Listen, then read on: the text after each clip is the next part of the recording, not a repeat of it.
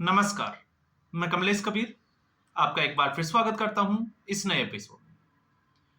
आज के इस एपिसोड में हम बात करेंगे उपराष्ट्रपति चुनाव की और साथ में ही बात करेंगे प्रधानमंत्री नरेंद्र मोदी और राहुल गांधी के बारे में।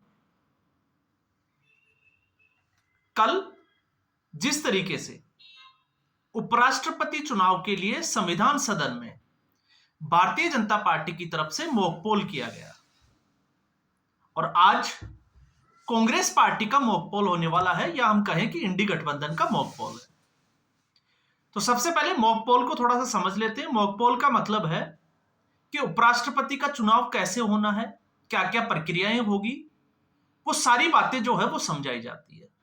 तो कल प्रधानमंत्री भी उसमें शामिल हुए और प्रधानमंत्री उसमें शामिल भी हुए और अंतिम पंक्ति में एक साधारण कार्यकर्ता की तरह, या हम कहें कि एक साधारण व्यक्ति सांसद की तरह वो बैठे बैठे उस सारी प्रक्रिया के बारे में सुनते रहे।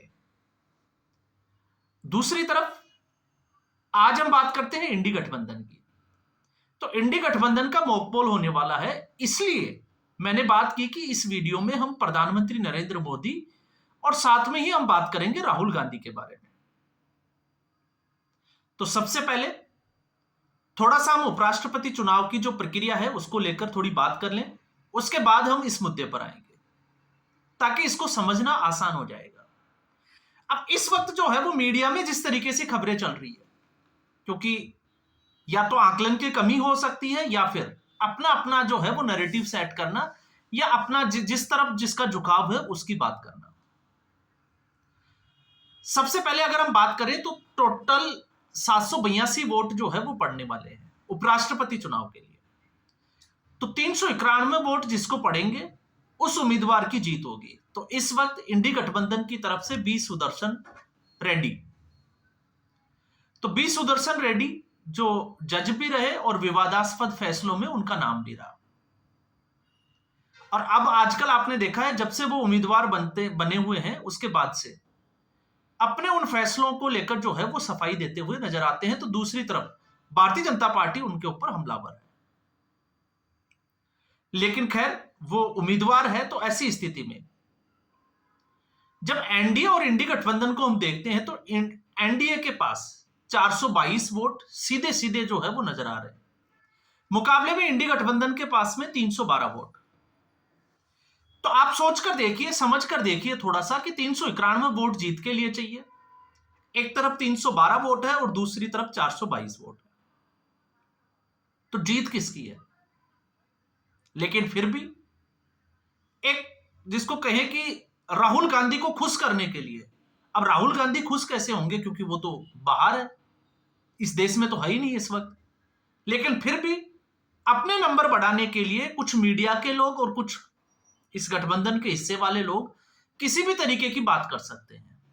लेकिन आप सोचकर देखिए, अगर आपकी उम्र 30 से ऊपर है या 35 से 40 साल है तो आप नरेंद्र मोदी को गुजरात के मुख्यमंत्री पद से जानते होंगे, और जब गुजरात के मुख्यमंत्री पद से आप जानते हो उसके बाद में भारत के प्रधानमंत्री बने तो आप नरेंद्र मोदी की राजनीति से भी वाकिफ हो।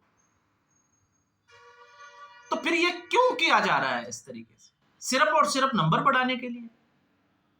तो इस वक्त अगर आप देखोगे तो उपराष्ट्रपति का चुनाव, हार और जीत किसकी है सबको दिख रहा है, क्यों है वो भी सबको दिख रहा है।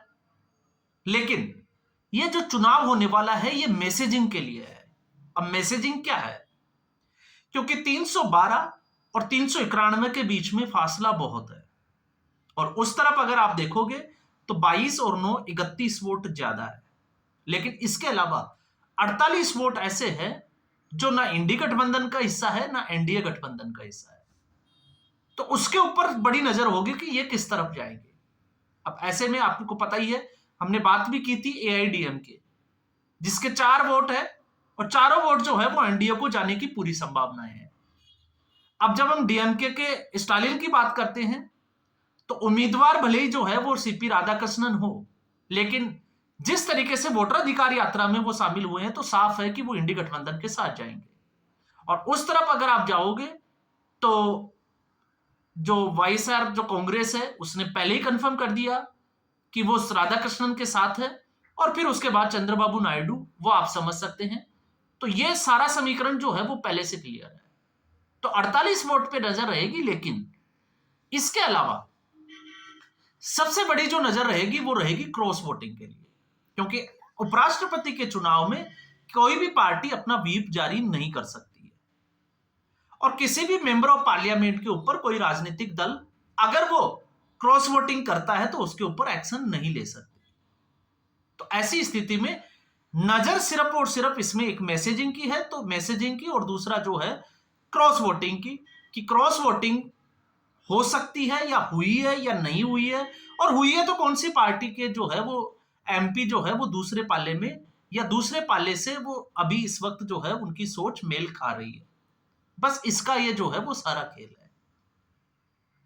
अब इसके अलावा क्योंकि मुद्दा जो है वो जगदीप धनखड़ को भी बनाया जाता है, तो 9 सितंबर को चुनाव है, और उम्मीद है कि 9 सितंबर के बाद, क्योंकि एक वीडियो में हमने पहले ही बात की थी कि विपक्ष जो कल तक मिमिक्री कर रहा था, आज वो जगदीप धनखड़ के जो है वो लिए घड़ियालू आंसू बहा रहा है, सिर्फ दिखावे के लिए, क्योंकि राजनीति चीज ही ऐसी है। लेकिन इससे इतर जब हम बात करते हैं कि प्रधानमंत्री नरेंद्र मोदी और राहुल गांधी में फर्क क्या है, तो राहुल गांधी ने अभी अभी वोटर अधिकार यात्रा पूरी की है। अब राहुल गांधी ने वोटर अधिकार यात्रा, तो राहुल गांधी की वोटर अधिकार यात्रा में वो बुलेट भी चलाते हैं, उनके लिए बुलेट मंगाई जाती है, उनके लिए जो है वो करोड़ों रुपए खर्च करके कंटेनर तैयार किए जाते हैं जो उस यात्रा के साथ चलते हैं, और सारी सुविधाएं जो है वो राहुल गांधी के पास होती है। तो फिर सवाल ये उठता है कि राहुल गांधी क्या इस तरीके की यात्राएं करके वो थक जाते हैं कि वो विदेश जाकर जो है वो आराम फरमा कर आते हैं, या सोचते होंगे कि चलो बहुत हो लिया काम, अब हम थोड़े थक गए, अब हम थोड़ा जो है वो घूम कर आते हैं। तो इस वक्त मलेशिया पहुंचे हुए हैं, और मलेशिया में अगर हम देखते हैं तो आपको पता होगा एक शायद कांगलीवाकी आइलैंड ऐसा कुछ जो है वो उस लंकावी आइलैंड है मलेशिया का, वो वहां पहुंचे हुए हैं। अब इसको जो है वो हम एक तरीके से अगर देखें तो बिहार के चुनाव के साथ जोड़कर देख भी सकते हैं, क्योंकि बिहार में रोहिंग्याओं का बड़ा मुद्दा है, और मलेशिया में जाकिर नाइक के प्रभाव को आप इनकार नहीं कर सकते। तो जिस लंकावी आइलैंड के ऊपर राहुल गांधी पहुंचे हुए हैं, वहां पर लगभग 98 से 99% जो आबादी है वो मुस्लिम आबादी है, और उसमें प्रभावी तौर पर जो है वो जाकिर नाइक का प्रभाव देखा जा सकता है। तो अगर जाकिर नाइक का कोई स्टेटमेंट आता है जो बिहार में इन वोटर्स को प्रभावित कर सकता है, जो समुदाय विशेष से आता है, तो फिर आप राहुल गांधी की उस मंशा को समझ सकते हैं कि उनका विदेशी दौरा क्यों हुआ। और ऐसा नहीं है कि पहली बार, राहुल गांधी इससे पहले भी जो है वो विदेशी धरती से, चाहे वो केरोसिन छिड़कने वाली बात हो या चुनावी प्रक्रिया को ही जो है वो कटघरे में खड़ा कर देना हो विदेशी धरती के ऊपर जाकर, तो राहुल गांधी ऐसा जो है वो 150 बेर करते आए हैं। और उससे भी ज्यादा आपको पता होगा जिस तरीके से अमित शाह ने सदन में जो है वो ये आंकड़ा रखा था और बताया था कि राहुल गांधी किस तरीके से प्रोटोकॉल को तार तार करके तोड़कर विदेशी यात्रा पर सीक्रेट, जिसको हम कहते हैं कि पिकनिक मनाने जाते हैं। अब वो क्यों मनाने जाते हैं, इसका जवाब तो या तो राहुल गांधी के पास होगा, या भारत की सुरक्षा एजेंसियां जो इसके ऊपर नजर बना के रखती है, या फिर आपको पता ही है कांग्रेस पार्टी के पास होगा। तो कभी वो थाईलैंड जाते हैं, कभी मलेशिया, कभी वियतनाम। तो जाना भी चाहिए, क्यों नहीं जाना चाहिए, क्योंकि यंग है, 55 साल के ही हैं अभी, और जवान लड़के के आप समझ सकते हो कि घूमने की मनसा भी होती होगी। तो वो सारी चीजें जो है, और फिर इतना काम करना कांग्रेस पार्टी के लिए तो थकान होती है।